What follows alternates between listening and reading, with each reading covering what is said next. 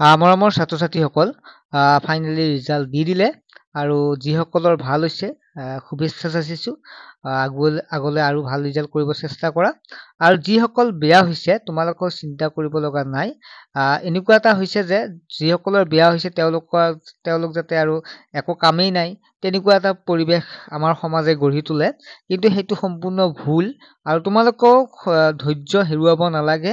তোমালোকেও আগবাঢ়ি যোৱাৰ কাৰণে চেষ্টা কৰা। ছাত্ৰ ছাত্ৰীসকল, ২ এবছৰ আগতে ডিজিপি মহোদয়ে এখন প্ৰগ্ৰামত কৈছিল যে এই মেট্ৰিক চেট্ৰিক বিলাক ইমান ডাঙৰ কথা নহয়, যে পাছ কৰিলে ভাল কিন্তু ফেইল কৰিলে ইমান মানে আকাশখন মূৰত খৰি নপৰে। সেই কথাত একমত সকলোৱে হ'ব লাগে, কিয়নো কাৰণ মেট্ৰিক যিটো ৰিজাল্ট, এই ৰিজাল্টটো পাছ কৰিলে ভাল, এইটো কৈছো যে ভাল বাৰু পাছ কৰিলে, এটা নিজকে টেষ্ট কৰা। কিন্তু এনেকুৱা হয় জানো যে মেট্ৰিক ফেইল কৰা মানে ষ্টুডেণ্টজন একেবাৰে দুৰ্বল, একেবাৰে বেয়া? তেনেকুৱা নহয়। গতিকে তোমালোকে ধৈৰ্য ধৰা। যিসকল ছাত্ৰ ছাত্ৰীয়ে মেট্ৰিক পাছ কৰিছে তেওঁলোকৰ লগত আকৌ একেলগে পঢ়িব পাৰিবা। কেনেকৈ পাৰিবা? যে তোমালোকৰ অতি সোনকালে এটা পৰীক্ষা হ'ব কম্পাৰ্টমেণ্টেল এক্সাম বুলি। ঠিক আছে? যিটো এক্সামত তোমালোকে যিকেইটা বেয়া হৈছে সেইকেইটা পৰীক্ষা দিলেই হ'ল। সেইকেইটা পৰীক্ষাত যদি তোমালোকে পাছ কৰিব পাৰা, তেতিয়াহ'লে তোমালোকে কি হ'ব, আকৌ তোমালোকৰ ফ্ৰেণ্ডৰ লগতে ফাৰ্ষ্ট ইয়েৰত পঢ়িব পাৰিবা।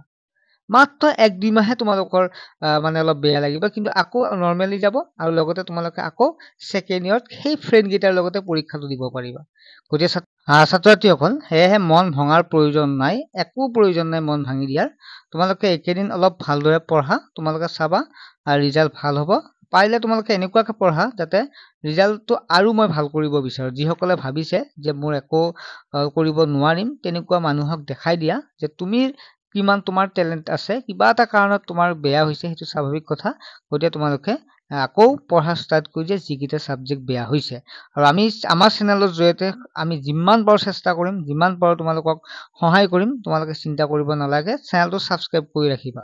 ছাত্ৰ ছাত্ৰীসকল, মই আৰু বেছি নকওঁ, তোমালোকক এটাই ক'ম লাষ্টত, আকৌ এবাৰ কৈছোঁ, মেট্ৰিকত ফেইল হোৱা মানে ষ্টুডেণ্ট এজনে মানে একো কৰিব নোৱাৰিব তেনেকুৱা নহয়। বহু মেট্ৰিকত ফেইল কৰা, ২-৩বাৰ ফেইল কৰা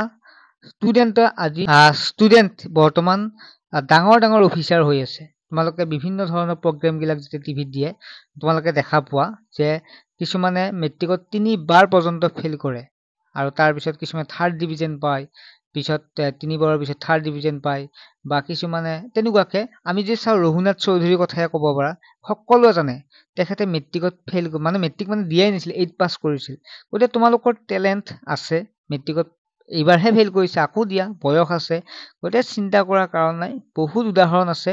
কিন্তু পঢ়িও কিছুমানে একো কৰিব পৰা নাই, ভাল ৰিজাল্ট কৰিও আকৌ কিছুমানে নপঢ়িও ভাল ৰিজাল্ট কৰিব পাৰিছে। মই এইটো কোৱা নাই পঢ়াটো বেয়া, তেনেকুৱা নহয়। পঢ়া, এতিয়া তোমালোকে যিহেতু কিবা কাৰণত বেয়া হ'ল, গতিকে সেইটোত মন মাৰি থাকি লাভ নাই। আগুৱাই যোৱা আৰু ভালদৰে চেষ্টা কৰা। চেষ্টাৰ অসাধ্য একো নাই। জীৱনত বহুত হাত প্ৰতিঘাত পাবা, এতিয়া নহয়, আৰু এতিয়া ফাৰ্ষ্টহে তোমালোকৰ, আৰু পাবা। আমি নিজে পাইছোঁ, আমি নিজে ব্যক্তিগতভাৱে পাইছোঁ। গতিকে তথাপিতো আমি মন ভাঙি দিয়া নাই, তোমালোকেও মন ভাঙি দিব নালাগে, আগবাঢ়ি যোৱা। আৰু অভিভাৱকসকলকো মই ৰিকুৱেষ্ট কৰিছোঁ, আপোনালোকে জনা বুজা অভিভাৱক, আপোনালোকে ষ্টুডেণ্টক মেণ্টেলিটি হাৰেছমেণ্ট নিদিব। কাৰণ এই মেট্ৰিকটো আজি আছে কালি নাই, কিন্তু আপোনাৰ সন্তানটো জীৱনত সদায় থাকিব লাগিব। আপোনাৰ সন্তানটোৰ কথা ভাবক, আপুনি অন্য মানুহৰ কথা ভাবি আপোনাৰ ল'ৰাটোক বা ছোৱালীজনীক হাৰেছমেণ্ট নিদিবা।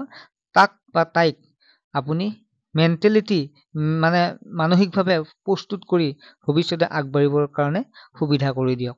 সেয়ে মই অভিভাৱকসকলক অনুৰোধ কৰিছোঁ যে ছাত্ৰ ছাত্ৰীক কেতিয়াও কোনো কাৰণতে এই পৰীক্ষাৰ বিষয়ে গালি নাপাৰিব, শাসন কৰক। শাসন এনেকুৱা নহয় যে তেওঁ এতিয়া বেয়া হ'ল মানে সকলো শেষ, তেনেকুৱা নহয়। আৰু নেক্সট পঢ়িবৰ কাৰণে উৎসাহ যোগোৱা। ছাত্ৰ ছাত্ৰীসকল, তোমালোকৰ মা দেউতাৰ কথা ভাবি নেক্সট যিটো কম্পাৰ্টমেণ্টেল পৰীক্ষা হ'ব, বা নেক্সট কম্পাৰ্টমেণ্টেল পৰীক্ষাটোত তোমালোকে ভালদৰে ৰিজাল্ট কৰিব লাগিব, আৰু ছেকেণ্ড ইয়াৰ পৰীক্ষাত আৰু ভাল কৰিব লাগিব। ঠিক আছে, বাই।